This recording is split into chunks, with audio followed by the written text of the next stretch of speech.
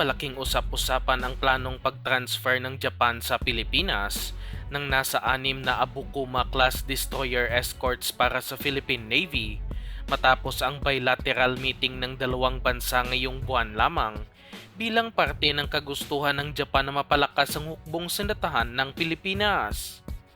Nakatakdang puntahan ng mga opisyalis ng Philippine Navy ngayong buwan ng Agosto ang mga naturang warship sa Japan upang inspeksyonin ito at dito palang malalaman kung iilan talaga ang kukunin ng ating bansa kung sakaling papasa ito sa kanilang requirements at maayos pa ang kondisyon ng barko.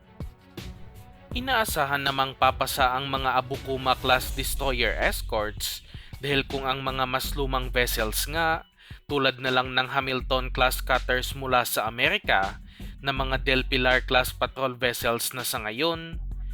at ang mas luma ding Puhang-class corvette mula naman sa South Korea na BRP Conrado Yap ay pumasa sa standards at kasalukuyan pang ginagamit ng Philippine Navy. Ngunit alam nating mas gusto pa nating makakuha ng mas advanced at brand new na mga kagamitan mula sa Japan dahil sawa na ang mga Pilipino sa mga segunda manong kagamitan at mas maganda talaga kapag hindi pinaglumaan ng mga bagong assets ng ating hukbong sandatahan. At sa balita na ating nakalap, hindi lang talaga ang mga second-hand na Abukuma-class destroyer escorts ang gustong i-transfer ng Japan sa ating bansa dahil pinag-uusapan na sa ngayon ang pag-export ng brand new na Japanese warships at ang pinagkakainteresan nga ng ating bansa ay ang mga Mogami-class frigate na isa sa pinakabago at state-of-the-art vessel na gawa ng Japan na nitong taong 2022 lang pumasok sa armada ng Japanese Navy.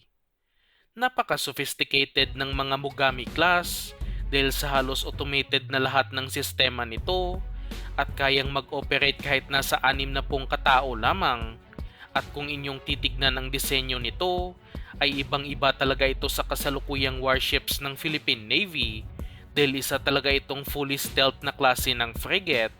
na ibig sabihin ay napakahirap nito ma-detect sa radar. Ito na marahil ang panapat ng Japanese shipbuilding companies sa mga offer ng Hyundai Heavy Industries ng South Korea na palaging nananalo sa proyekto ng ating Navy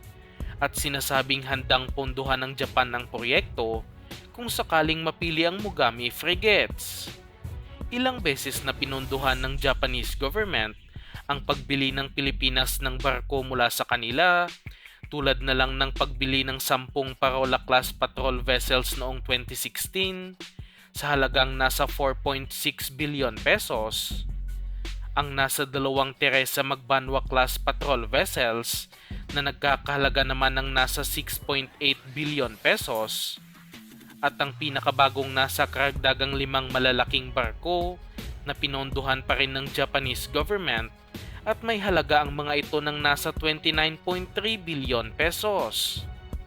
Kaya kung gugustuhin ng Pilipinas, ay kaya nating bilhin ang mga Mogami class sa tulong ng Japan at ang bawat isa nito ay sinasabing nagkakahalaga ng nasa $410 million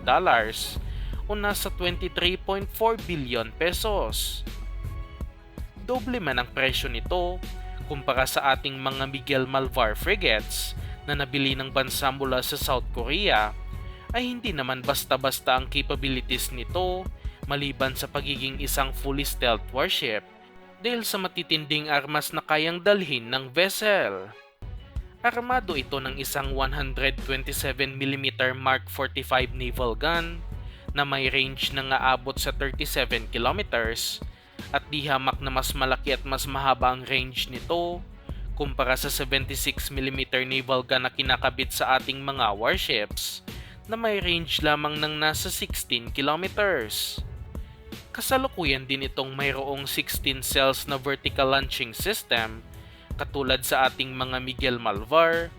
ngunit ang vertical launching system nito ay ang Mark 41 VLS na kayang magdala ng iba't ibang klase ng missiles at kaya nitong magdala ng anti-air missile na may range na aabot sa 240 kilometers na napakalayo kumpara sa missiles na dala ng Miguel Malvar na may range lamang ng nasa 20 kilometers. Mayroon ding upgraded version ang Mogami class na kung saan kaya nitong magdala ng 32 missiles sa VLS nito, kaya hindi talaga basta-basta ang warship na ito. Armado din ito ng mga anti-ship missiles at mga remote-controlled weapon stations, ngunit ang isa pang pangmalakasang armas nito ay ang tinatawag na RIM-116 Rolling Airframe Missile na mas lalo pang nagpapatibay sa depensa ng warship. Mayroong accuracy ng nasa 95% ang nasabing weapon system at nasa range na 9 kilometers lamang dahil sa ginagamit ito bilang last line of defense kung sakaling makalusot ang paparating na missiles o aircraft ng kalaban sa mga long-range missiles ng Mogami frigates. Kaya makikita talaga natin kung gaano kalakas ang Japanese warship na ito at napakagandang opsyon nito para sa ating Philippine Navy. At gusto din ng ating Navy ang warship na ito kung magkakaroon ng pondo. Kapag opisyal na nga itong may offer sa ating bansa, inaasahang makikipagkompetensya ito sa offer ng Hyundai Heavy Industries ng South Korea, tulad na lang ng HDF 4000 frigate o mas kilala sa tawag na Chungnam class frigate